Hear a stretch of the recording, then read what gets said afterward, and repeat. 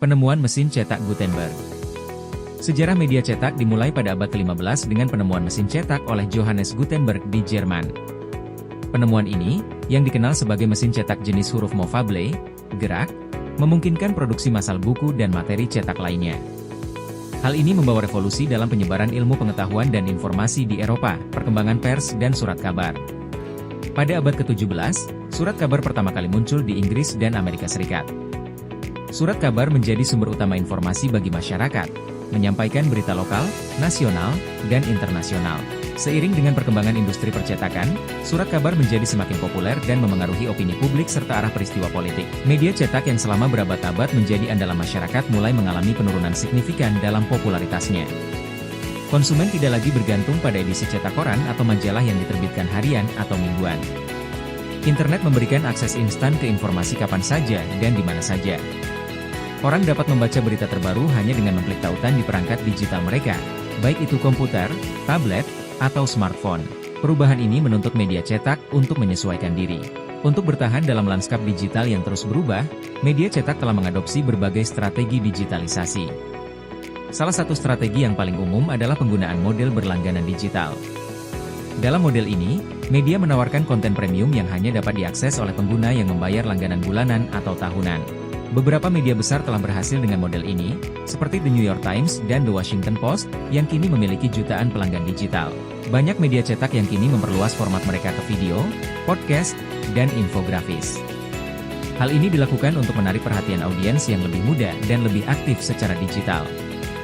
Video pendek, laporan mendalam dalam format podcast, atau visualisasi data dalam bentuk infografis memberikan pengalaman membaca yang lebih dinamis dan interaktif. Dengan cara ini, media cetak tidak hanya mempertahankan relevansi, tetapi juga mampu menjangkau generasi baru pembaca yang menginginkan konten yang lebih cepat, menarik, dan visual. Namun, meskipun strategi digitalisasi memberikan peluang baru, media cetak tetap menghadapi berbagai tantangan besar di era digital ini. Salah satu tantangan utama adalah penurunan penjualan cetak yang signifikan. Banyak surat kabar dan majalah yang mengalami penurunan sirkulasi secara drastis dalam beberapa dekade terakhir. Konsumen semakin jarang membeli koran fisik atau majalah karena mereka lebih memilih akses yang cepat dan mudah melalui perangkat digital. Hal ini menyebabkan banyak perusahaan media mengalami penurunan pendapatan yang signifikan, bahkan beberapa di antaranya terpaksa gulung tikar. Tantangan lain yang muncul adalah masalah disinformasi dan berita palsu, hoax. Informasi dapat dengan mudah disebarluaskan tanpa verifikasi yang memadai, sehingga munculnya berita palsu menjadi masalah yang serius. Mereka juga harus menghadapi fenomena clickbait, di mana judul-judul sensasional digunakan untuk menarik perhatian, tetapi seringkali tidak didukung oleh konten yang berkualitas. Meski tantangan berat terus membayangi, masa depan media cetak masih menyimpan peluang besar, terutama jika mereka mampu memanfaatkan kemajuan teknologi yang terus berkembang. Salah satu peluang yang sedang dieksplorasi adalah penggunaan kecerdasan buatan, AI, dalam jurnalisme.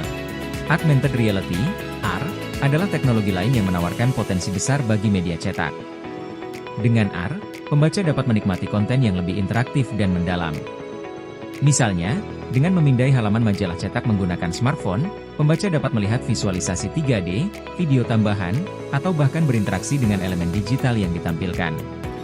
Selain teknologi, platform media sosial juga menjadi saluran penting bagi media cetak untuk menyebarluaskan konten mereka. Dengan audiens yang aktif di platform seperti Facebook, Twitter, dan Instagram, media dapat menjangkau lebih banyak orang dan memanfaatkan viralitas konten untuk meningkatkan visibilitas. Kerjasama dengan platform digital seperti Google dan Apple juga dapat memberikan akses yang lebih mudah dan luas bagi konsumen yang mencari berita di perangkat mobile. Masa depan media cetak sangat bergantung pada kemampuan mereka untuk beradaptasi dan berinovasi.